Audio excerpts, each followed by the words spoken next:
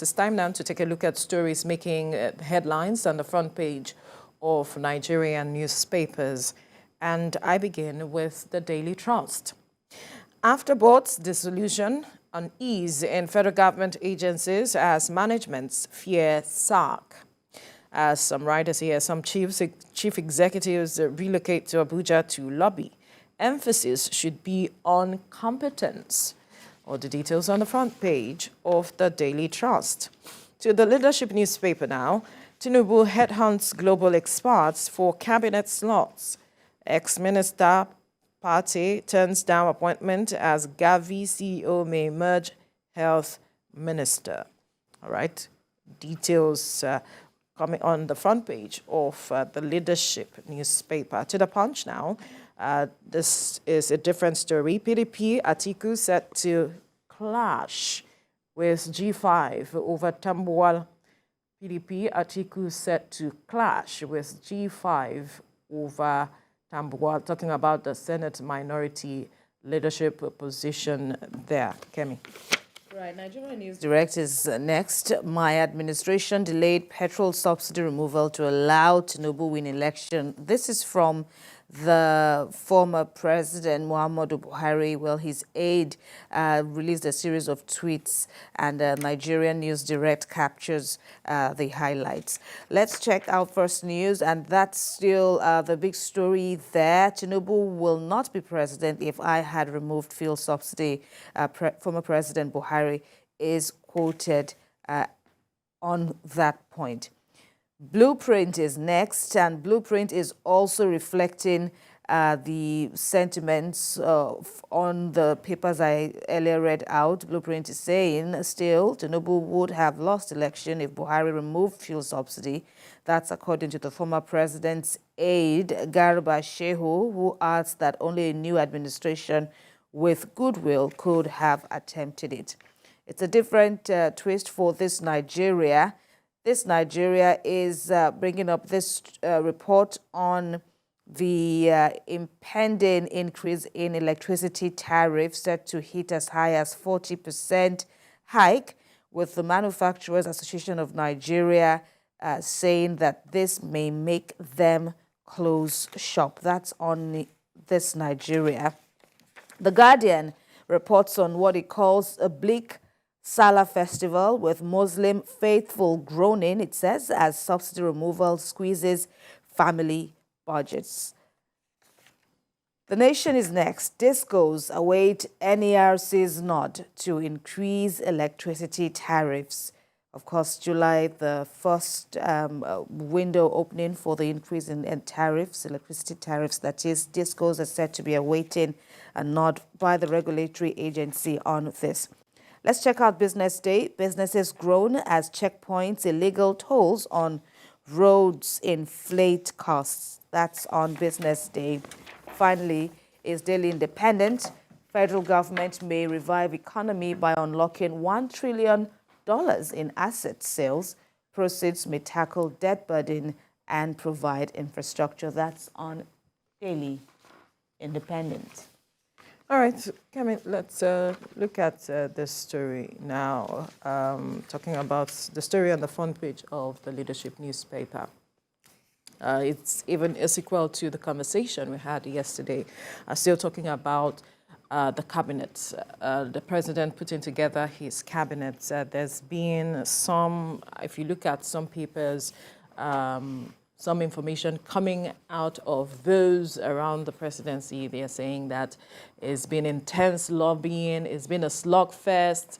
It's even, some went ahead to say it's been like a bolekaja fight with regards to those who are lobbying, the intensity of those who are lobbying to get some positions, because there are those who are scared that they'll be losing their offices as it is. So they have now stationed themselves in Abuja to see how they can lobby the president for one portfolio or the other, or for one position or the other. And there are those who were even said to have even gone as far as traveling with the president when he went to France for the financial summit, to just show some support, to say that I am here, we are here to support you, but it's a way of lobbying. But it is something that we know happens, those who lobby, but the president is someone that a lot of Nigerians believe over the years has shown the fact that he goes for the best hands. He even said that his cabinet or his government will be a government of national competence. And so he has been known as one who is able to headhunt persons who are competent to occupy key positions. And that is what Nigerians are hoping to see when we eventually see the list of those who will be taking up one portfolio or the other. Absolutely. And even as following the latest constitutional amendment, 60 days have since been counted, the 60-day period for the president to constitute a list of ministers and submit the names to the National Assembly for screening at the Senate is running, and it's a month now since the president assumed office. Of course, he has made some very critical appointments. One must add, he has made a critical appointment in the news earlier. Nuru Ribadu, we saw him assuming office in his latest position as security advisor, and as well as all the other appointments security that the president has made so far, as well as special advisors. And then we saw what happened at the 10th Senate. Absolutely. So people are still hopeful that the president, upon his return from London, would, and after the Salah celebrations, obviously, he would do the needful. We hope that in the coming days now we will indeed get to see names that will be generally acceptable, because of course, like you rightly observed, many politicians are looking at this period for, some say it's payback time, some say it is, what did you offer, what did you bring as in to the table to deserve, appointment into this cabinet, this portfolio or the other. So we hope that even though the party would be using this period, of course, to know who gets what, but competence is the key, and Nigeria we're spoiled for options. I believe strongly that we have the people of course who can, join the president across regions, the needful across region, and we've seen that much also in the appointments he has made so far. He's the chief of staff. We've seen George Akume. We've seen how it has spread even up to the National Assembly. We've seen how the party has, spread out its tentacles really to give a national feel to governance, and we hope it will, continue as such. Absolutely. Key positions for Nigerians.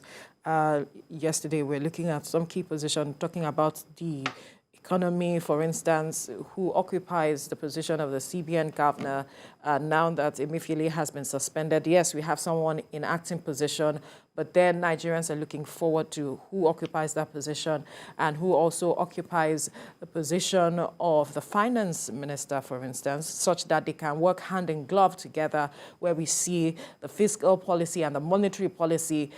This person is not saying that I did not know what this person is doing, I know what this person is doing, but that they are working hand in glove to move the economy of the country forward, because Nigerians just want to see the economy grow.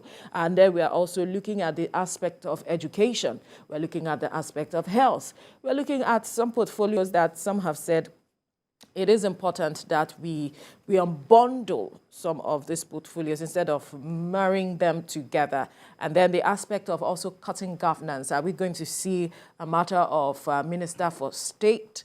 Yes, some persons have said it's an aberration to the law, to the Constitution. Are we going to ensure that we do not see that? Because the government is now considering selling some assets to see how we can cushion the effect and even pay some of our debts. But right now, the calls for cutting costs of governance, will that also be reflected in the decisions the president will make, is another critical aspect. Indeed, and the international community is also observing. Only a few days ago, recently, we understand that the British government also is quoted as saying that they cannot wait They cannot wait for the ministerial list. And of course, I'm sure this will also be reflected across our friends out there, the international community, in terms of everybody is big on the need for intensive investment from here and outside.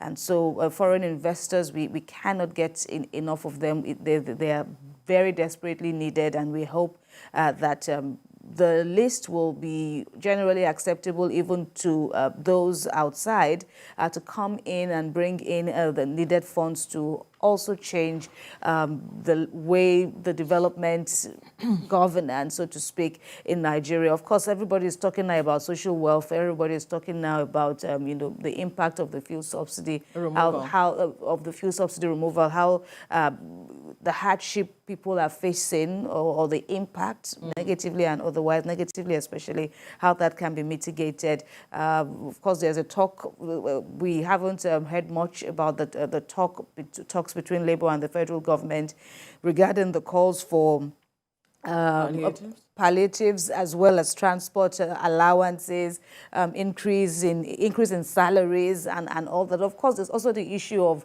let it be wholesome, let it affect not just those in the public sector, but those in the private sector. We've spoken about critical sector security, obviously, is also one of them.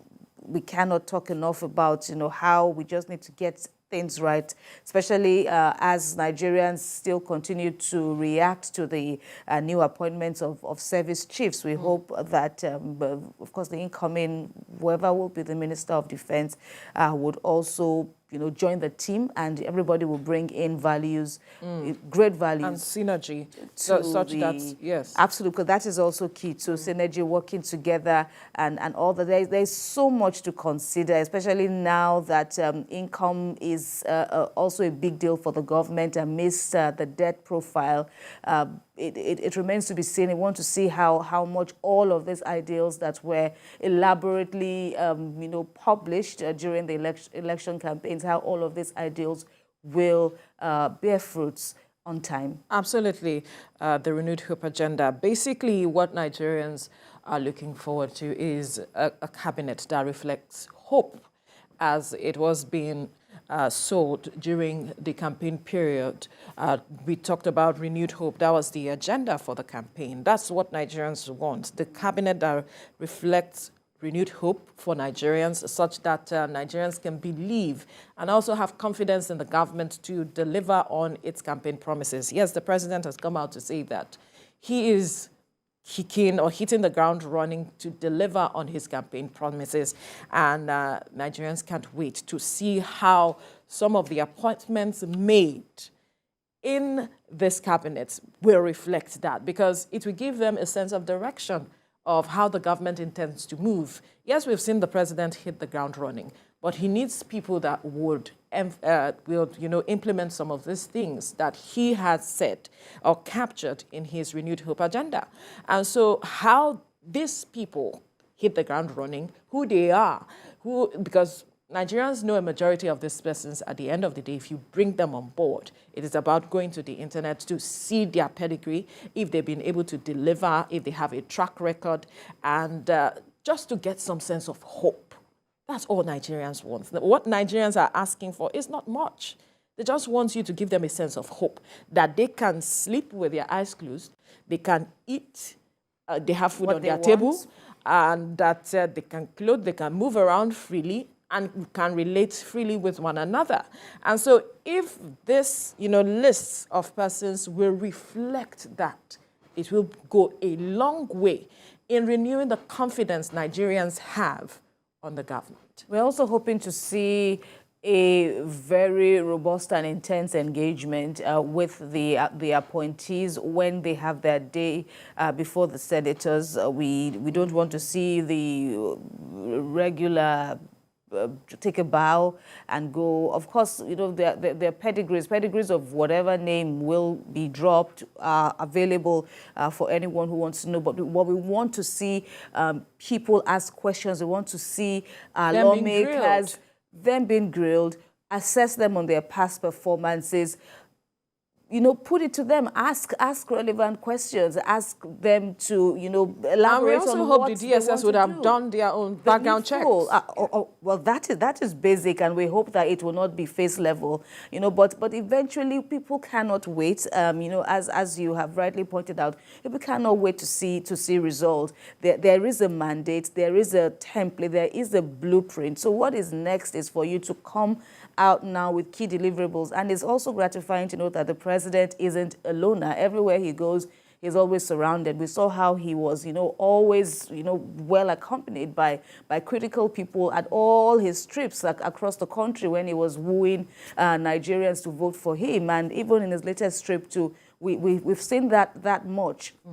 Give it to him. He has people that cuts across, various sides of the country. And so we hope that as he's polled for choices now from within and outside the party, we would see, them, give Nigerians the results that they desperately need, and the senators too will play their part. Absolutely. And like the paper pointed out, he is saying that he headhunts global experts.